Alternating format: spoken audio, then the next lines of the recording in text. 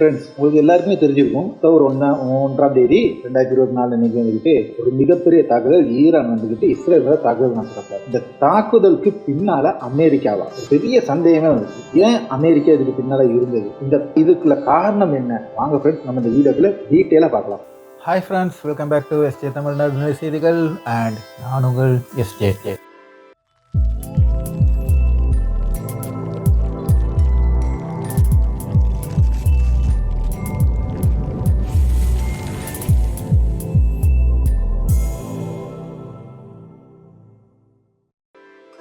தனது ஆயுத வியாபாரத்துக்காக ஈரான் பின்னிருந்து செயல்பட்டது அமெரிக்காவா அப்படி ஒரு கொஸ்டின் நமக்கு வருது. இல்ல வேற ஏதாவது காரணமா? அக்டோபர் 1ஆம் தேதி சரியா நம்ம இந்திய நேரப்படி ஒரு 10-10:30 மணி இருக்கும். ஈரான் வந்துகிட்டு அறிவிச்சிட்டாங்க, நாங்க மிசைல் இங்க இருந்து விட்டுட்டோம் அப்படின்னு சொல்லிட்டு. அவங்க அறிவிக்கப்பட்ட பிறகு மிகப்பெரிய ஒரு தாக்குதல் அங்க நடக்குது.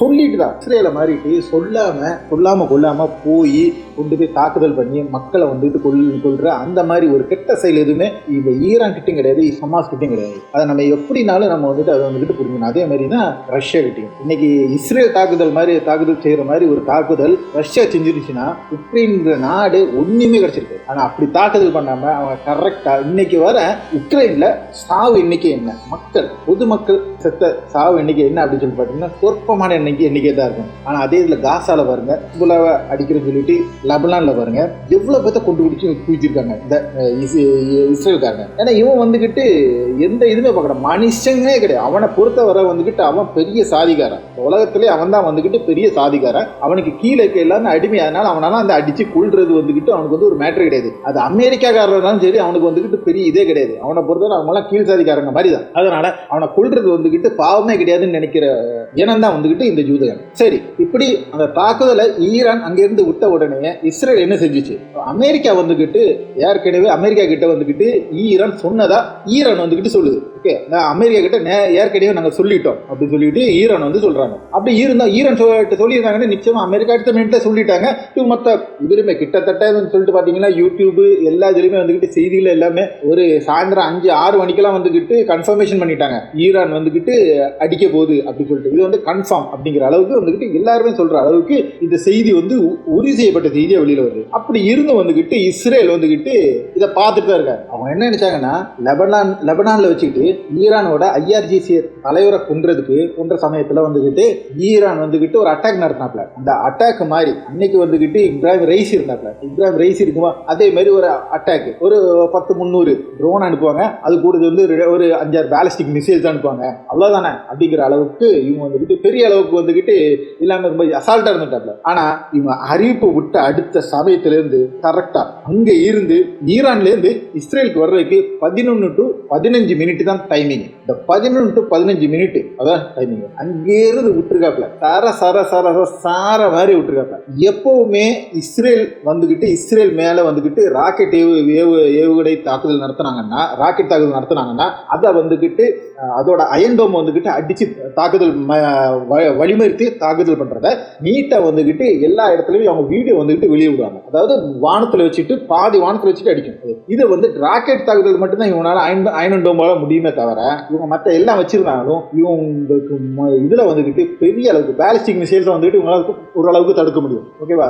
போன தடவை ஈரான் செய்தது என்ன அப்படின்னு சொல்லிட்டு இந்த ட்ரோனை விட்டுட்டு இந்த ட்ரோனை ஃபுல்லா அடிச்சிட்டு இருக்கும்போது இந்த அயன் டோம் காலி ஆச்சுன்னா அந்த கேப்ல பேலிஸ்டிக்கை கொண்டு போய் விட்டாங்க. அதனால பேலிஸ்டிக் 5-6 இடத்துல விழுந்து பிடிச்சிச்சு. 9 பேலிஸ்டிக் மிசைல்ல 6 விழுந்து பிடிச்சிது. அதே இவங்க கணக்கு கரெக்டா சொல்லாம ஒத்துக்காம 1-2 தான் அது நேரத்துல அங்க விழுந்துச்சு இங்க விழுந்துச்சுன்னு சொல்லிட்டு கணக்கு காமிச்சிட்டு போயிட்டான் இஸ்ரேல். அதனால எப்பனாலும் அவன் கீழே விழுந்தானா மண் ஒட்டாத ஒரு மூதவி தானே இஸ்ரேல். அதனால அந்த லெவல்லே போய் டபுள் வச்சுக்கோங்க. ஓகே, இந்த தடவை நடத்துன என்ன அப்படின்னு சொல்லிட்டு பார்த்தாங்கன்னா 185 ஏவுகணையா தாக்குதல் போட்டு ஏவுகணை விட்டுருக்காப்ல. இந்த தடவை ட்ரோன்லாம் கிடையாது. ட்ரோனுக்கு கிங்கே ஈரான் தான். ஆனா இந்த தடவை ட்ரோனை விடல. ட்ரோனுக்கு பதில் இந்த தடவை விட்டு ஃபுல்லா மிசைல் அட்டாக் வச்சு கொன்னுட்டாப்ல. இந்த 155ல பாதிக்கு மேல பாதி 3/4 விழுந்து விடுச்சு. ஆனா இவன் ஏமாத்திட்டு தான் அயன் டோம்லாம் அந்த தாக்குதல் பண்ணிச்சுன்னா இந்த நிறைய வீடியோஸ் உங்களுக்கு நமக்கு கொடுக்க முடியும். அதெல்லாம் பாத்தீங்கன்னா அந்த இடத்துல வெடிக்கிறத வெடிச்சு தீப்பழமா வெளியே வர்றத ஏகப்பட்ட இது அல் ஜசீரா வெளியில விட்டுருக்காங்க. அப்படி சொல்லும்போது இவனுக்கு வந்து பாதிப்பு பயங்கரம். பத்தாக்குறைக்கு இவன் வந்துக்கிட்டு F-35 போர் விமானம் சரி, F-15 போர் விமானம் சரி, இந்த போர் விமானங்கள் ஃபுல்லாக வந்துக்கிட்டு ஏற்பட்ட கிட்டத்தட்ட ஒரு 20 விமானங்கள் வந்துக்கிட்டு ஏர்பஸ்லேருந்து காலியாயிருக்கு. ஏன்னா அந்த விமானத்தை இவன் வந்துக்கிட்டு மாற்றி நிறுத்த டைமிங்லாம் இருந்துச்சு. இருந்தாலும் அவன் செய்யாது என்னென்னா, ரோந்தாவி உடற்பரப்பில் நம்ம தட்டி நிறுத்திடுவோம், இப்போ என்னத்துக்கு என்ன ஆக போகுது, நம்ம ஐநண்டு தான் இருக்க அப்படிங்கிற ஒரு இதில் கெத்தில் நின்றுட்டார்ல. ஆனால் அடி பயங்கர அடி போச்சு. இந்த அடித்த சமயம் இதை முக்கியமாக கவனிக்கணும்.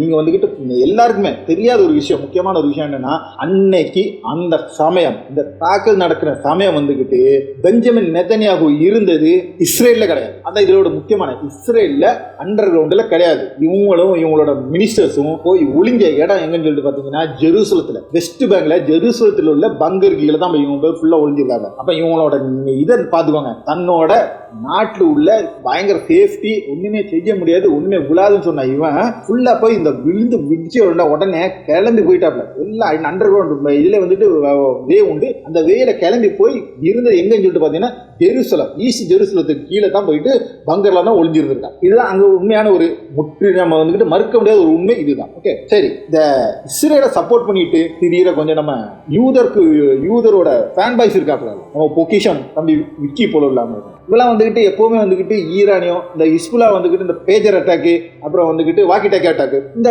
Walkie talkie attack pager dog எல்லாம் சமயத்துலாம் வந்துக்கிட்டு இஸ்ரேல்ல யாரு என்ன பண்ண முடியும், இவங்களாம் ஈரானில் என்ன கிழிச்சிடோட லெபனா ஹிஸ்புல்லானா என்ன முடியும் அப்படின்னு. 365 ஒரு வருஷம் ஆக போகுது, இன்னும் 4-5 நாள் தான். ஓகேவா, இந்த 4-5 நாள் கிடந்துச்சுன்னா ஒரு வருஷம், அக்டோபர் 7ஆம் தேதி வந்துச்சுன்னா ஒரு வருஷம். நீ என்ன கிழிச்சிட்ட, மிஞ்சி பேர் 1-2 பேரை நீ உயிரோட மீட்டு எடுத்திருக்க, அப்போ எல்லாம் செத்த பணமாக தான் கொண்டு போயிருக்க. 4 பேர்த்த வந்துக்கிட்டு அமெரிக்க உதவியோட அமெரிக்க ஏமாத்தி அங்கே ஒரு பாலம் போடுறேன்னு சொல்லிட்டு ஏமாத்தி அங்கே இருந்து வேவு பார்த்து உனக்கு விவரம் தந்து அதில் 4 பேர்த்த நீ கொண்டு போன, ஒருத்தன் ஓடி வந்தான். அதான் நினைக்கிறேன் எங்கள் கணக்கில் கரெக்டாக 5 பேர் இல்லாமல் வேற எத்தனை பேர்த்த மற்ற எல்லாம் கிட்ட வந்திருக்குன்னா அது எல்லாம் செத்த டெட் பாடியா தான் வந்துருக்கு. என்ன கிழிச்சிட்ட காசால இஸ்ரேல் தம்பி பொக்கிஷம் சொல்லுங்க, இந்த இஸ்ரேல் எங்க கிழிச்சிச்சு, என்ன கிழிச்சிச்சு? இப்போ கொடுத்த அடிக்கு என்ன சொல்றீங்க, ஈரான் கொடுத்த அடிக்கு இப்போ எல்லாரும் சொல்லிட்டு இருக்கலாம். அடுத்த இஸ்ரேல் வந்துகிட்டு ஈரானோட நியூக்ளியர் பவர் ஸ்டேஷன், நியூக்ளியர் அணு ஆயுத குடவுனே வந்துகிட்டு காலி பண்ண போறாப்ல. காலி பண்ணு, அவங்க சேஃப் அண்ட் சேஃப்டி வைக்கத்தான் செய்வான். எப்படி போய் நீ காலி பண்ணுவேன்? மிசைல் விட்டா தடுப்பான், உன்ட்ட ஹைப்பர் சூப்பர் ஒன்றையும் கிடையாது, அமெரிக்கா கிட்டையும் கிடையாது. சரி நீ போய் பாம்பு போடுவியா, நீ F-35 போயிட்டு அடிப்பியா, அவன் F-35 அடிப்பான். இதுதானே உண்மை. அவன்கிட்ட போர் விமானம் கிடையாதா? நீ ஹிஸ்புல்லாட்டு அம்மாஸ்லையும் விளையாடுற மாதிரி நீ ஈரான்ட்ட விளையாட முடியும்னு நினைச்சீங்கன்னா நீங்களும் பைத்தியக்கார பையன்டா, அவ்வளவுதான் சொல்லுவேன். ஏன்னா அவன் உங்க ஈரான் கிட்டையும் போர் விமானங்கள் இருக்கு, ரஷ்யாக்குள்ள போர் விமானம் இருக்கு, அமெரிக்காக்குள்ள போர் விமானம் இருக்கு, அவன் சொந்த தயாரிப்புன்னு சொல்லிட்டு காமிச்சு 5th gen போர் விமானம் இருக்கு, எல்லாத்தையும் எடுத்து வைப்பான். போய் அடிச்சுட்டு தான் வந்துருப்பாரான்னு பார்ப்போம், முடியாது. இங்க வந்து கரெக்டா அடிக்கிற மாதிரி எல்லாம் வந்துகிட்டு ஈரான்ல போயிட்டு அடிக்க முடியாது. அதெல்லாம் வந்துட்டு உங்க பகல் கனவு தம்பிக்கலாம். ஓகேவா, அது நடக்காது. நீ சரி திருப்பி அடிச்சுட்டேன்னா அடுத்த நிமிஷம் நீ இங்க இருந்து ரிட்டர்ன் வரும்போது பின்னாலே வரும், அடுத்த சூப்பர் சோனிக் வரும். உன்னோட கரெக்டான உங்களோட இஸ்ரேலோட அணு ஆயுதம் கோடவுன் அணு ஆயுதம் சேர்த்து வச்சிருக்காரு. அவனா மேனுஃபேக்சர் பண்றான், அவன் சொரிவிட்டு பண்ணிட்டு இருக்கான், ரஷ்யாட்டு வாங்கி வச்சிருக்கான், நீ அமெரிக்காட்டு வாங்கி வச்ச. உனக்கு வந்துட்டு உன் கையில வந்துகிட்டு நியூக்ளியர் ஃபெசிலிட்டிஸே கிடையாது. இந்தியா இன்னைக்கு ஒரு அணு ஆயுத நாடுன்னா இந்தியா அணு ஆயுதம் தயாரிக்கிறது, பாகிஸ்தான் அணு ஆயுதம் தயாரிக்கிற நாடு. ஆனா நீ இஸ்ரேல் வந்துட்டு அணு ஆயுதம் தயாரிக்கிற நாடு இல்லை, அவன் வாங்கி வச்சிருக்கான் அமெரிக்காட்டு இருந்து. அதுவும் கள்ளத்தனமா நீ வந்து ஒளிச்சு வச்சிருக்கான், அந்த இடமே மார்க் பண்ணி வச்சிருக்கான், அந்த இடத்துல அடி விழும். அப்ப நீ செய்வ அது இதுவரை அடிக்காம இருக்கு. என்ன காரணம் அப்படின்னு சொல்றாங்கன்னா, காசால உள்ள பாலஸ்தீன் உள்ள மக்கள் வந்துட்டு பாதிப்படைவாங்கிறக்காக இது வேற தொடரல இல்லைன்னு எப்பவுமா தொட்டு எப்பவுமா காலி பண்ணிருப்பல. சும்மா இந்த தடவை வச்சு வந்துட்டு அந்த அட்டாக்கை தாக்குதல் பண்ணணுங்கிறதே கிடையாது, பக்கத்துல தான் தாக்குதல் பண்ணிருக்காப்ல, நேராலாம் தாக்குதல் பண்ணல, அது இடை மறிக்கவும் செய்யல. ஓகேவா, அவங்க வந்துட்டு ஒரு வார்னிங்கா கொடுத்தது தான் அந்த இடம். ஆனா இஸ்ரேல் ஃபாலோவர்ஸ் எல்லாருக்குமே வந்துகிட்டு ஒரு ஏமாத்தமா தான் இருக்கும். கொடுப்பான், நீ இப்ப திருப்பி அடிக்க தான் செய்வான். அடிக்கும்போது அதுக்கு தந்தாப்புல உள்ள அடி ரெடியா இருந்துக்கோ, வாங்குறதுக்கு ரெடியா இருந்துக்கோ. நீ என்ன அடி அடிச்சாலும் காசா மக்கள் இன்னைக்கும் தைரியமா இருக்கான். எவனாவது போயிட்டு எங்கேயாவது ஒரு இடத்துல போய் நீ வந்து காமிங்க பார்ப்போம். காசாவில் உள்ள மக்கள் வந்துகிட்டு மனதளவில் வந்து பாதிக்கப்பட்டு மனநோயாளியாவோ இல்லை மனநோய்க்கான ஒரு ட்ரீட்மெண்ட் எடுக்கிறவங்க இஸ்ரேல் ஆயிரக்கணக்கான காமிக்கலாம். அந்த மாதிரி பயந்தாங்க அவன் ஃபுல்லா. அந்த இடத்துல